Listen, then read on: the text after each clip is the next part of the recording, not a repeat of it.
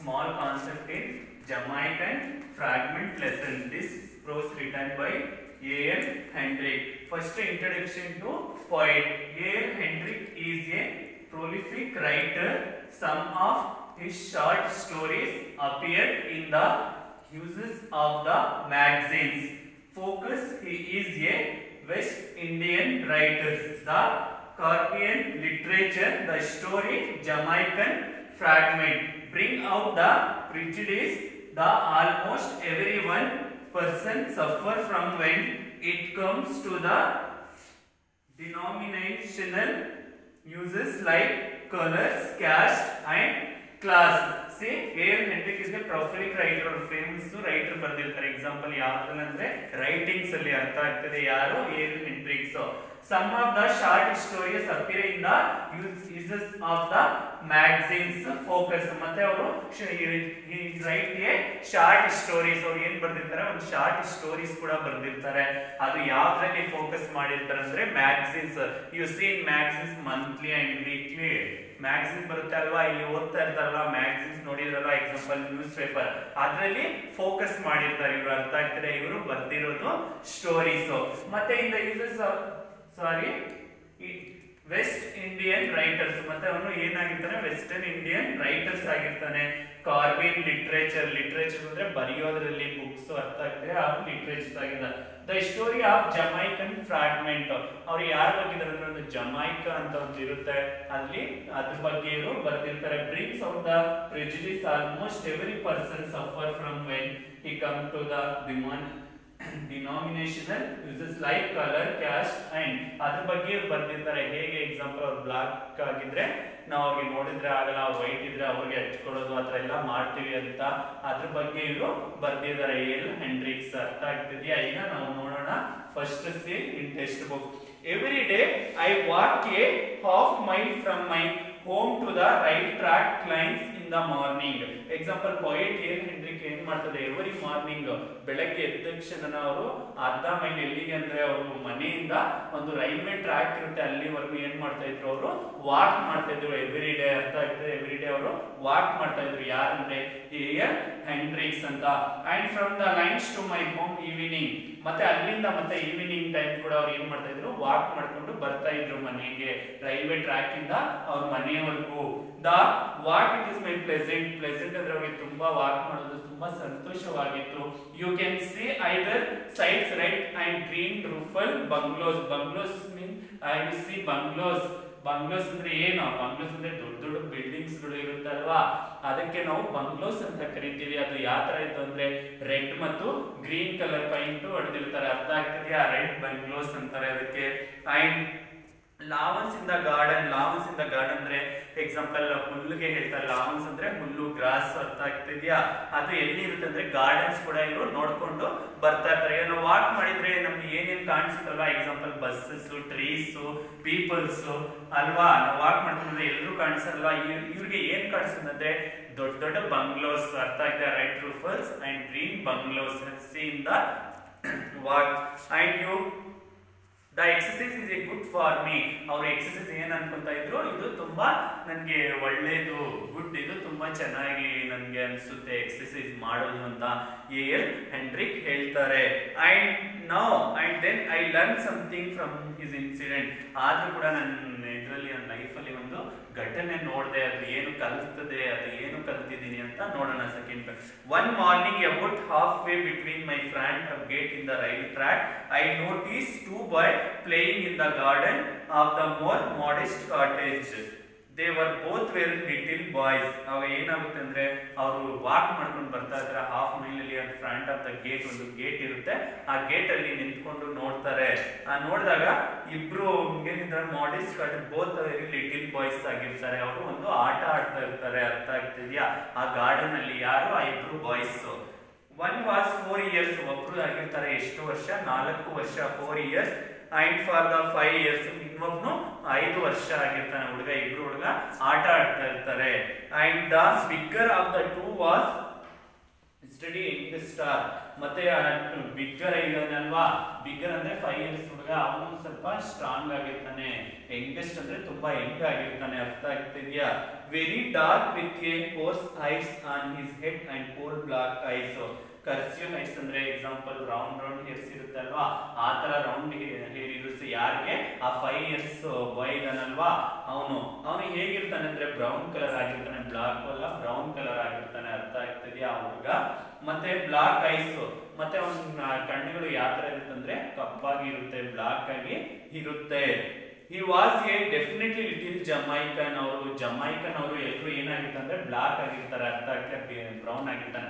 ಆಗ ಪೊಯಿಟ್ಗೆ ಏನ್ ಅನ್ಸುತ್ತೆ, ಈ ಡೆಫಿನೆಟ್ಲಿ ಈ ಜಮೈಕನ್, ಇವನು ಏನಾಗಿರ್ತಾನೆ ಜಮೈಕನ್ ಆಗಿರ್ತಾನೆ ಅಂತ ಪೊಯಿಟ್ ಅವಾಗ ಅನ್ಕೊಂತಾರೆ. Strong little Jamaican. The other little fellow was a smaller but also steady. ಮತ್ತೆ ಇನ್ನೊಬ್ಬನು ಏನಾಗಿರ್ತಾನೆ ಸ್ಮಾಲರ್ ಆಗಿರ್ತಾನೆ, 4 ವರ್ಷ, ಅವನು ಕೂಡ ತುಂಬಾ ಸ್ಟ್ರಾಂಗ್ ಆಗಿರ್ತಾನೆ ಇಬ್ರು. Next he was white hazel eyes light brown hairs. ಮತ್ತೆ ಅವನಿಗೆ ವೈಟ್ ಬಾಯ್ ಏನಾಗಿದ್ರೆ ಹಸಿಲ್ ಐಸ್ ಅಂದ್ರೆ ರಾಡಿಶ್ ಬ್ರೌನ್. ರಾಡಿಶ್ ಅಂದ್ರೆ ನೋಡಿದ್ರಲ್ವಾ, ರಾಡಿಶ್ ಆ ಕಲರ್ ಅವನು ಕಣ್ಣುಗಳು ಇರುತ್ತೆ. ಮತ್ತೆ ಬ್ರೌನ್ ಹೇರ್ಸ್ ಇರುತ್ತೆ. ಬ್ರೌನ್ ಹೇರ್ಸ್ ನೋಡಿಲ್ವಾ, hazel brown hairs. In English ಪೀಪಲ್ಗೆ ಯಾವ ತರ ಇರುತ್ತೆ, ಎಲ್ಲರಿಗೆ ಬ್ರೌನ್ ಹೇರ್ಸ್ ಇರುತ್ತೆ ಅಲ್ವಾ. ಸುಷ್ಮಿತಾಗಿದೆಯಾ ಬ್ರೌನ್ ಹೇರ್ಸ್? ಆತರ ಏನಾಗುತ್ತೆ ಬ್ರೌನ್ ಹೇರ್ಸ್ ನೋಡಿರ್ತೀರಲ್ವಾ. ಈಗ ಇಂಗ್ಲಿಷ್ ಅವ್ರಿಗೆಲ್ಲ ನೋಡಿಲ್ವಾ ಬ್ರೌನ್ ಹೇರ್ಸ್, ಮತ್ತೆ ಅವ್ರು ವೈಟ್ ಆಗಿರುತ್ತೆ ಅಂತ. ಮತ್ತೆ both were dress in blue shirt and khaki pants. ಇಬ್ಬರದು ಶರ್ಟ್ ಹೇಗಿರುತ್ತೆ ಅಂದ್ರೆ ಬ್ಲೂ ಕಲರ್ ಶರ್ಟ್ ಇರುತ್ತೆ. ಬ್ಲೂ ತಲ್ವಾ, blue colour blue shirt and khaki pant. ಆಗ ಹಳೆ ಕಾಲದಲ್ಲಿ ಕಾಕಿ ಪ್ಯಾಂಟ್ ಅಂದ್ರೆ ನೋಡಿರ್ತೀರ ನೀವು, ಆ ತರ ಪ್ಯಾಂಟ್ಗಳು. ಅರ್ಥ ಆಗ್ತಿದ್ಯಾ? ಇಬ್ರು ಒಂದೇ ತರ ಡ್ರೆಸ್ ಹಾಕಿರ್ತಾರೆ ಆ boys. They wore no shoes and their feet were muddy. ಆಗ there is no shoes, the feet were muddy ಅಂದ್ರೆ ಎಕ್ಸಾಂಪಲ್ ಅವರು ಶೂ ಧರಿಸಿರಲ್ಲ. ಅರ್ಥ ಆಗ್ತದೆ? ಆ ಇಬ್ರು ಬಾಯ್ಸ್ ಅವಾಗ ಅವ್ರು ಧರಿಸಿಲ್ಲ ಅಂದ್ರೆ ಆ ಮಣ್ಣಲ್ಲಿ ಆಟ ಆಡ್ತಾ ಇರ್ತಾರಲ್ಲ ಅವರೆಲ್ಲ, ಮತ್ತೆ ಅವ್ರಿಗೆ ಕಾಲ್ಗೆ ಎಲ್ಲ ಏನಾಗಿರುತ್ತೆ ಮಣ್ಣು ಮೆತ್ಕೊಂಡಿರುತ್ತೆ. ಅರ್ಥ ಆಗ್ತಿದ್ಯಾ ಅವ್ರಿಬ್ಬರಿಗೆ? They were not conscious of my standing there watching them. ಅವರು ಕಾನ್ಶಿಯಸ್, ಅವ್ರ ಗಮನ ಕೊಟ್ಟಿಲ್ಲ. ಯಾರು ಅಂದ್ರೆ ಆ ಬಾಯ್ಸ್. ಬಟ್ ಯಾರು ನೋಡ್ತಾ ಇರೋದು ಅಂದ್ರೆ ಅವ್ರಿಗೆ ಎಲ್ ಹೆನ್ರಿಕ್ ಇಬ್ಬರಿಗೆ ನೋಡ್ತಾ ಇರೋದು. ಅರ್ಥ ಆಗ್ತದೆ? ಆ poet. They play on the game. It is could not be called as the game is not elaborate. ಇದು ಗೇಮ್ ಅಲ್ಲ, ಏನೋ ಒಂದು ಲಾಂಗ್ ಎಲಾಬಿರೇಟ್ ಅಂತ ನೋಡ್ತಾರೆ. ಇವಿಬ್ರು ಏನ್ ಮಾಡ್ತಾ ಇದಾರೆ ಅಂತ ಪೊಯಿಟ್ ನೋಡಿದಾಗ, the little white boys walk majestically. ಅವಾಗ ಲಿಟಿಲ್ ಬಾಯ್ ಮೆಜೆಸ್ಟಿಕಲಿ ಅಂದ್ರೆ ಅಧಿಕಾರ, ರಾಜ್ಯ ತರ ಅವನು ಇರ್ತಾನೆ. ಯಾರು? ಆ ವೈಟ್ ಬಾಯ್. ಅರ್ಥ ಆಗ್ತಿದ್ಯಾ? ಮತ್ತೆ ಅವನು ಹೇಳ್ತಾನೆ up and down and every no. ಮತ್ತೆ ಅವನು ಹೇಳ್ತಾ ಇದ್ದಾನೆ, ವೈಟ್ ಬಾಯ್ ಏನ್ ಹೇಳ್ತಾ ಇದ್ದಾನೆ, ನೀನ್ ಕೂತ್ಕೋ ಮತ್ತೆ ಎದ್ದು ಅಪ್ ಅಂಡ್ ಡೌನ್ ಮೇಲೆ ಹೋಗು ಅಂತ ಹೇಳ್ತಾ ಇದ್ದಾನೆ. ಯಾರಿಗೆ ಅಂದ್ರೆ ಆ ಬ್ಲಾಕ್ ಬಾಯ್ ಆಗಿರ್ತಾನಲ್ವಾ 5 ಇಯರ್ಸ್, ಅವನ್ಗೆ ಹೇಳ್ತಾ ಇದ್ದಾನೆ. ರಾಜ ಈಗ ಬೇರೆಯವ್ರಿಗೆ ಏನ್ ಕೆಲಸ ಹೇಳ್ತಾರೆ ಆ ತರ ಇವನು ರಾಜ್ಯ ತರ ಆಗಿರ್ತಾನೆ. ಯಾರು? ವೈಟ್ ಬಾಯ್. ಅರ್ಥ ಆಗ್ತಿದ್ಯಾ? Next down and every now the shouted his commanding. ಜೋರಾಗಿ ಅವನಿಗೆ ಕಿರ್ಚ್ತಾ ಇದ್ದ, ಇದು ತಗೊಂಡ್ ಬಾ ಅದು ತಗೊಂಡ್ ಬಾ ಅಂತ. ಯಾರು? ಆ white boy. Turn his the bigger playmate. The little brown boy drag and quickly behind his did not what his told.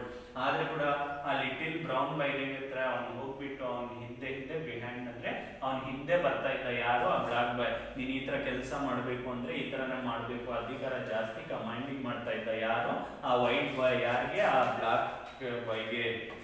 Next ಇನ್ನೊಂದು ಏನಿದೆ, ಪಿಕ್ ಅಪ್ ದ ಸ್ಟಿಕ್ ಅಂತ ಯಾರು ಹೇಳೋದಂದ್ರೆ ವೈಟ್ ಬಾಯ್. ಇದರಲ್ಲಿ ಎಕ್ಸ್ಟ್ರಾ ಕೊಡ್ತಾರೆ ನಿಮ್ಗೆ. ಅರ್ಥ ಆಗ್ತಿದೆಯಾ? ಪಿಕ್ ಅಪ್ ದ ಸ್ಟಿಕ್, ಇದು ಕೋಲ್ ಎತ್ಕೋ ಅಂತ ಹೇಳ್ತಾರೆ. ಯಾರು? White boy. ಯಾರಿಗೆ? ಬ್ಲಾಕ್ ಬಾಯ್ಗೆ. ಅವಾಗ the dark boy pick up.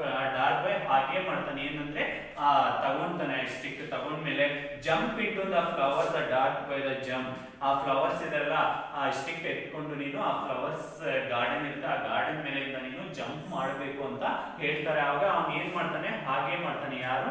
ಆ black boy. Get my some water. ನೀನ್ ಹೋಗ್ಬಿಟ್ಟು ಸ್ವಲ್ಪ ವಾಟರ್ ತಗೊಂಡ್ ಬಾ ಅಂತ ಹೇಳ್ತಾನೆ. ಯಾರು? ಆ dark boy. The dark boy ran inside. ಹಿಂದೆ ಹೋಗ್ತಾನೆ. ಅವಾಗ the white boy sat down in the lawn. ಅವಾಗ ವೈಟ್ ಬಾಯ್ ಇಲ್ಲಿ ಕೂತ್ಕೊಂತಾನೆ. ಲಾವನ್ ಅಂದ್ರೆ ಗ್ರಾಸ್. ಆ ಗ್ರಾಸ್ ಮೇಲೆ ಹುಲ್ ಮೇಲೆ ಕೂತ್ಕೊಂತಾನೆ. ಯಾರು? ಆ white boy. It amass here before eyes white babies, for they were little more than babies, were imposing his will upon the black boy. ಮತ್ತೆ ಇದು ಏನು ಆಶ್ಚರ್ಯ ತರ ಆಗ್ತಾ ಇದೆ ಅಂತ, ಇಯರ್ ಬಿಫೋರ್ ಮೈ ಐಸ್. ಅವ್ರು ವೈಟ್ ಹೇಳ್ತಾನೆ, ಏನು ನನ್ನ ಕಣ್ಗೆ ಅವರೆಲ್ಲ ವೈಟ್ ತರ ಕಾಣಿಸ್ತದೆ, ಏನಪ್ಪ ಇದು ಅಂತ ಅವ್ರಿಗೆ ತುಂಬಾ ಆಶ್ಚರ್ಯ ಆಗುತ್ತೆ. White babies for the little more then babies, ಅಲ್ಲಿ ಜಾಸ್ತಿ ಬೇಬೀಸ್ ಕೂಡ ಇರ್ತಾರೆ ಮಕ್ಕಳು. Impose his will upon the little black boy and the little brown. ಯಾಕೆ ಬ್ಲಾಕ್ ಬಗ್ಗೆ ಹೇಳ್ತಾ ಇದ್ದಾನೆ, ಅಷ್ಟು ಬೇಬೀಸ್ ಇದಾರಲ್ಲ, ಅಷ್ಟು ಮಕ್ಕಳು ಇದಾರಲ್ವ ವೈಟ್, ಅವನ್ಗೆ ಯಾಕೆ ಹೇಳ್ಬಾರ್ದು ಅಂತ ಅವ್ರು ಪೊಯಿಟ್ ಅನ್ಕೊಂತಾರೆ ಅಲ್ಲಿ. ಅವಾಗ and the little black boy submitted I puzzle with my self I went to down the road. ಅವಾಗ ಅವನು ಲಿಟಿಲ್ ಏನ್ ಹೇಳ್ತಾನೆ, ದ ಬ್ಲಾಕ್ ಬಾಯ್ ಸಬ್ಮಿಟೆಡ್, ಅವನು ಏನೇನು ಹೇಳಿರ್ತಾನೆ ಅವ್ರೆಲ್ಲ ಏನ್ ಮಾಡ್ತಾನೆ, ಸಬ್ಮಿಟ್ ಮಾಡೋದು ಅಂದ್ರೆ ತಗೊಂಡ್ ಬಂದ್ ಕೊಡೋದು, ಎತ್ಕೊಂಡ್ ಬಂದ್ ಕೊಡೋದು, ಅದರೆಲ್ಲ ಮಾಡ್ತಾ ಇರ್ತಾನೆ. Road could it be that the little boy soon of my house servant. ಅವಾಗ ಅವ್ನ್ ಲಿಟಿಲ್ ಬಾಯ್ ಅವ್ನ್ ಪೊಯೆಟ್ ಏನ್ ಅನ್ಕೊಂತಾರ ಅಂದ್ರೆ, ಆ ಲಿಟಿಲ್ ಬಾಯ್ ಸರ್ವೆಂಟ್ ಮನೆಯಲ್ಲಿ ಕೆಲಸ ಮಾಡೋದೇನೋ, ಅವ್ರ ತಂದೆ ತಾಯಿ ಕೆಲಸ ಮಾಡೋದಂದ್ರೆ ಅವರು ಮಗ ಏನೋ ಅವರು ಅಂತ ಅನ್ಕೊಂತಾನೆ. ಯಾರು, ಆ ಪೊಯೆಟ್ ಅನ್ಕೊಳ್ಳೋದು. ಇದು ನೋಡ್ಬಿಟ್ಟು ಅವ್ನು ಹೇಳ್ತಾ ಇದ್ದಾನಲ್ವಾ, ನಾನು ಏನ್ ಹೇಳ್ತಾ ಇದೀನಿ ಆ ಕೆಲಸ ನೀವು ಮಾಡ್ಬೇಕು ಅಂತ. ಅದರಿಂದ ಪೊಯೆಟ್ ಮನ್ಸಲ್ಲಿ ಏನ್ ಬರುತ್ತೆ ಅಂದ್ರೆ, ಅವನು ಏನನ್ನ ಸರ್ವೆಂಟ್ ಅವ್ರ ಮನೆಯಲ್ಲಿ ವರ್ಕ್ ಮಾಡಿರ್ತಾರಲ್ವಾ, ಅವ್ರ ಮಗ ಏನನ್ನ ಇರ್ಬೋದೇನೋ, ಕೆಲ್ಸಕ್ಕೆ ಬಂದಿರೋದೇನೋ ಅಂತ ಅವಾಗ ಅನ್ಕೊಂತಾನೆ. ಐ ಆಸ್ಕ್ ಮೈ ಸೆಲ್ಫ್, ಅಲ್ಲಿ ಅವ್ರ ಪೊಯೆಟ್ ಹೇಳ್ತಾ ಇರೋದು ಇದು.